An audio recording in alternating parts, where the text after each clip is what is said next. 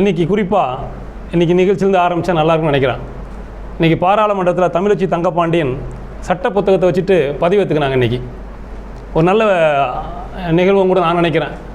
1975 இதே ஜூன் மாதம் 25ஆம் தேதி தான் இந்த பாரத நாடு இந்தியாவினுடைய எமர்ஜென்சி கொண்டு வந்தது காங்கிரஸ் அரசாங்கம் தான். இந்திரா காந்தி அவர்கள் தான் எமர்ஜென்சி கொண்டு வராங்க. ஆனால் அந்த காங்கிரஸோடு சேர்த்துட்டு, அந்த சோனியா அம்மாவோடு சேர்ந்துட்டு, அந்த ராகுல் காந்தியோடு சேர்ந்துட்டு இன்றைக்கி சட்ட புத்தகத்தை வச்சுட்டு இவங்க ஒரு போராட்டம் நடத்துகிறாங்க. முதலாக சட்ட புத்தகத்தை அவமானப்படுத்துனது மட்டும் இல்லை, சட்ட புத்தகத்தை மதிக்காமல் பண்ணது காங்கிரஸ் அரசாங்கம் தான்.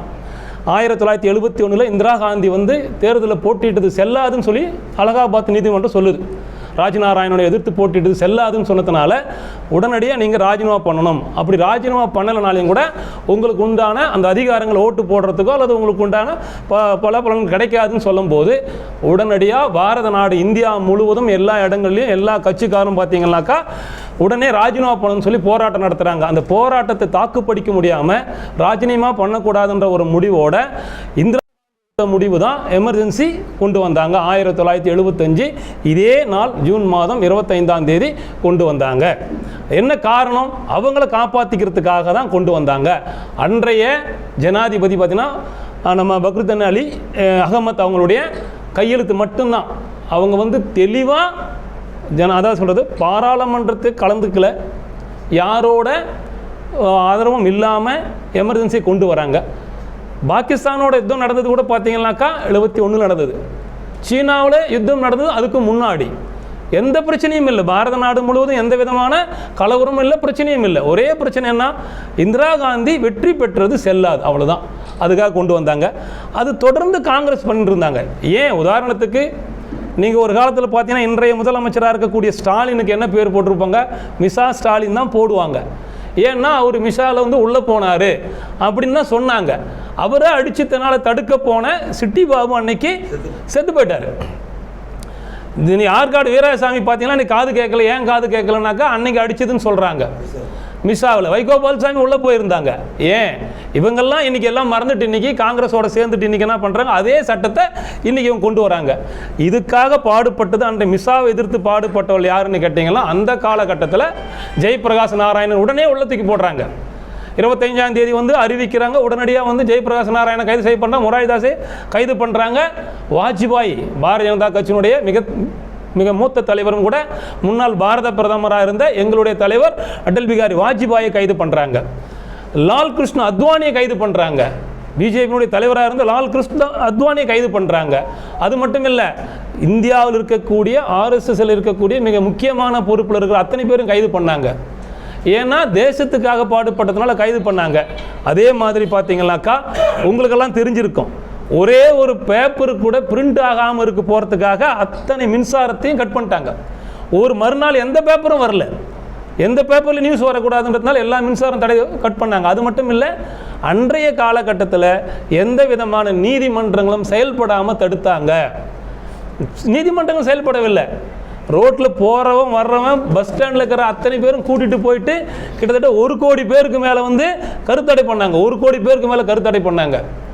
அப்படி ஒரு மோசமான ஒரு காலகட்டத்தில் இருந்து இன்னைக்கு பார்த்தீங்கன்னா அதே எமர்ஜென்சி தான் தமிழகத்தில் திமுக நடத்துது.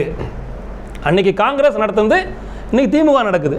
போன வருஷம் நமக்கெல்லாம் தெரிஞ்சிருக்கும், 22 பேர் மரக்காணத்தில் விஷ சாராயம் குடிச்சு செத்து போயிட்டாங்க. 22 பேர். என்ன சொன்னாங்க, நாங்கள் உடனடியாக சட்ட ரீதியாக நடவடிக்கை எடுப்போம், இனி ஒரு மரணம் நடக்காது, இதெல்லாம் அவங்க பேசினாங்க.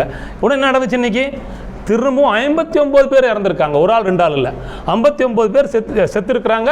கிட்டத்தட்ட 100கணக்கான பேர் இன்றைக்கி பார்த்தீங்கன்னாக்கா ஹாஸ்பிட்டல் அட்மிட் ஆகிருக்கிறாங்க. அதை எதிர்த்து போராடுற பாரதிய ஜனதா கட்சிக்காரனை கைது பண்ணுறாங்க.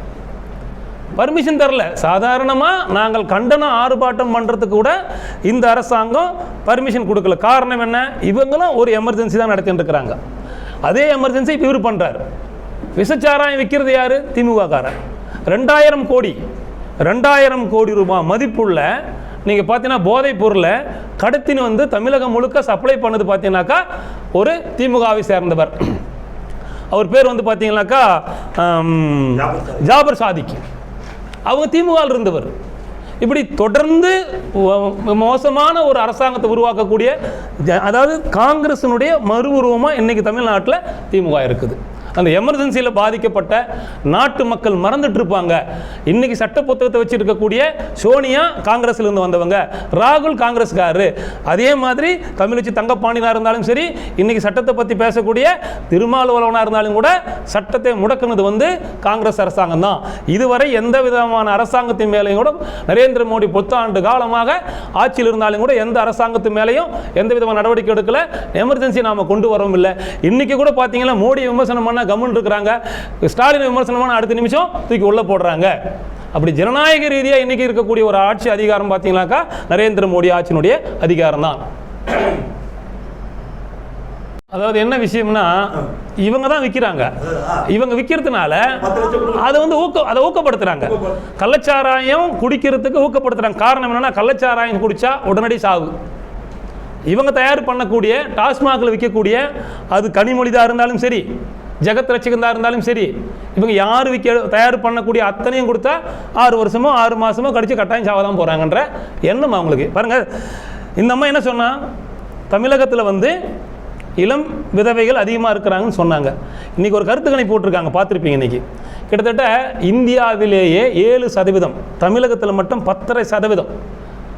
10%ங்க, 10.5% இளம் விதவைகள் இருக்கிறாங்க. என்ன காரணம்னா, அதிகமான காரணம் போதையால் தான்.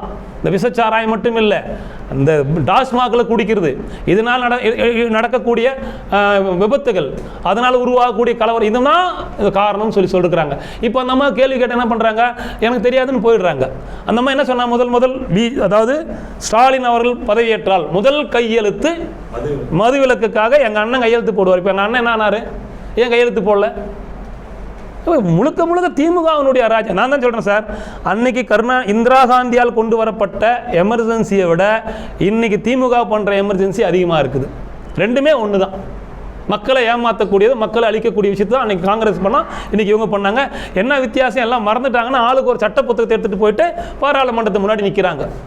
சட்டத்தை மதிக்காதவர்கள் காங்கிரஸ்காரன், சட்டத்தை மதிக்காதவன் திமுககாரன். அவன் தான் இன்றைக்கி சட்ட புத்தகத்தை வச்சு பேசிகிட்டு இருக்கிறான்.